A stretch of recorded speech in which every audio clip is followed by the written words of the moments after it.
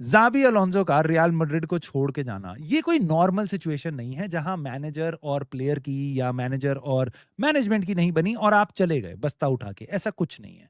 ये अगर आप ज़्यादा ध्यान से सोचने की कोशिश करोगे तो आपको ये एक प्लान्ड फेलियर दिखाई देगा, क्योंकि यहाँ पे जिस तरीके से बैकग्राउंड में चीज़ें डेवलप हुई हैं जिनको हम आज इस वीडियो में अनकवर करेंगे, वो काफ़ी हॉन्टिंग थी एक मैनेजर के लिए जिसकी पिछली टीम में प्लेयर्स ऐसे थे जो उसके लिए कटने के लिए मरने के लिए तैयार थे, और आज प्लेयर्स उसकी बात तक नहीं सुन रहे हैं। बट ये सिचुएशन अराइज कैसे हुई, क्या वो इश्यूज आज भी रियल मैड्रिड में एग्जिस्ट करते हैं और क्या वो फ्यूचर में नेक्स्ट मैनेजर को प्रॉब्लम दे सकते हैं? साथ ही साथ आरबी लोआ की signing as a caretaker manager, what does that tell you about Real Madrid?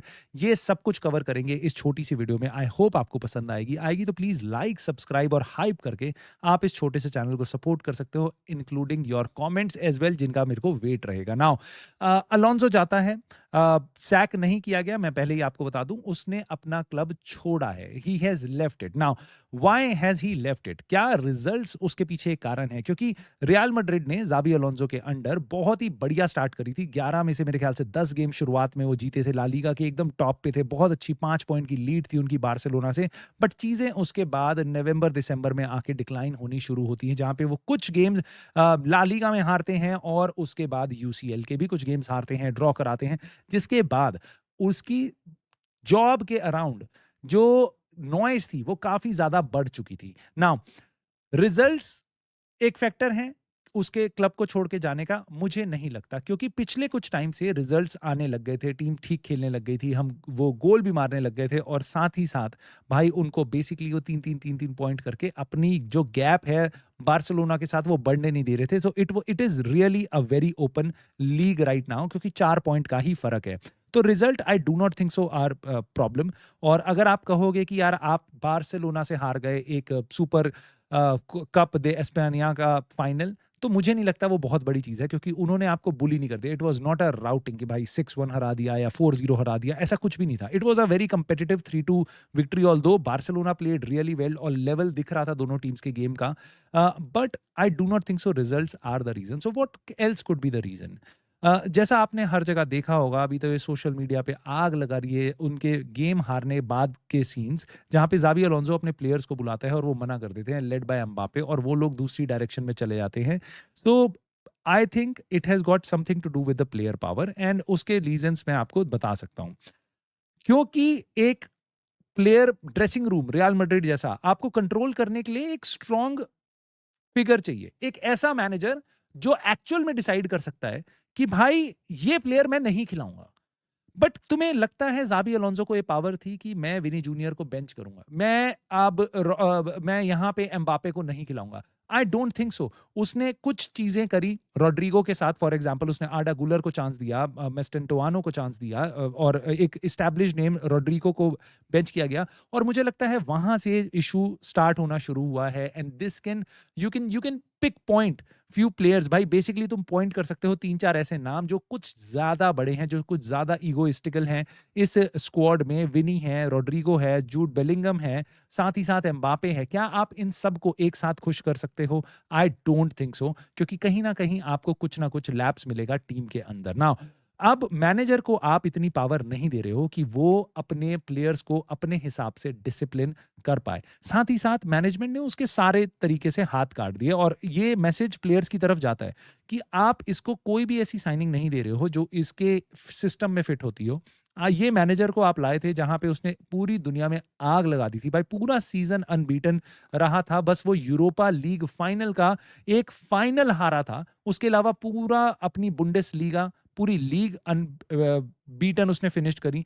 2 domestic cup एक जर्मन क्लब के साथ जो बायर्न म्यूनिख नहीं है, उनके साथ वो जीता उसी सीजन में। So it was a incredible. मैंने अपनी लाइफ में इतना इतना परफेक्ट सीजन किसी का नहीं देखा जितना मैंने ज़ाबी अलोंसो का देख लिया था लेवरक्यूजन में। एंड माइंड यू, जब उसने ज़ाबी अलोंसो ने लेवरक्यूजन उठाई थी, it was not a big club, it was not a top top top club in Bundesliga, जहां से वो उनको काफी ऊपर तक लेके आ चुका था। नाउ एक ऐसा मैनेजर जो अपनी फिलॉसफी के लिए जाना जा रहा था, जो बहुत अट्रैक्टेड एक मैनेजर बन चुका था सारे क्लब्स के लिए, रियल मैड्रिड उसको लेके आती है, बट प्लेयर्स को दिखाई देता है कि वो उसको उसकी फॉर्मेशन नहीं खेलने देते, वो अपने आइडिया ज़्यादा इम्प्लीमेंट नहीं कर सकता, वो अपने प्लेयर्स अपने हिसाब से नहीं ला सकता, वो अपनी सिस्टम ट्वीक बहुत ज़्यादा नहीं कर सकता और साथ ही साथ आप उसको जनवरी ट्रांसफर विंडो में जहाँ पे आपको दिख रहा है कि अटैक में फिर भी गोल आ रहे हैं और Mbappe is doing really well under him, but defence में आप बहुत ज़्यादा लैक कर रहे हो गोल और आपको दिख रहा है कि भाई आपके डिफेंडर्स जो हैं वो मोस्टली ड्रेसिंग रूम से ज़्यादा और पिच से ज़्यादा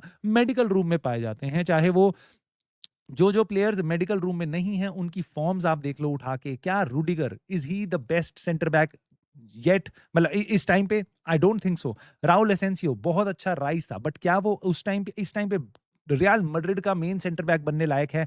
हुइसन नया प्लेयर है। सो बहुत सारे आप एक-एक प्लेयर को उठा के आप कह सकते हो कि भाई they probably may should be on the bench या सर्टेनली भाई रियल मैड्रिड को डिफेंडर्स की जरूरत है, बट ट्रांसफर विंडो में आप उसको वापस एक किसी बढ़िया डिफेंडर के साथ बैक नहीं कर सकते हो जहां पे रियल मैड्रिड पे काफी पैसा है, क्योंकि उन्होंने उतना ज्यादा स्पेंड नहीं किया जितना ज्यादा वो पैसा जनरेट कर रहे हैं, राइट?